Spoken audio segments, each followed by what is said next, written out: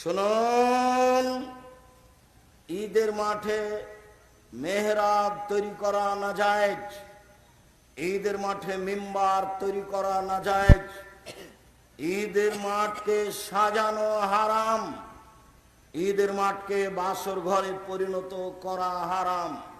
বাঁশ খাটা দিয়ে সাজানো জায়েজ নয়, একেবারেই ফাঁকা থাকবে। নিতান্ত দখলের উদ্দেশ্যে চতুর্দিক প্রাচীর দিয়ে ঘেরতে পারে, দখল হিসাবে, এছাড়া প্রাচীর দেওয়াও ভালো নয়।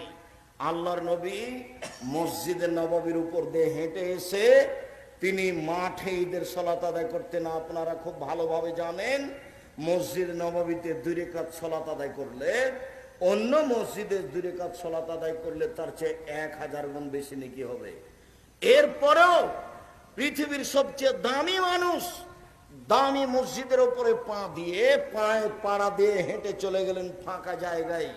তার মানে ঈদের সালাত ফাঁকা জায়গায় আদায় করতে হবে।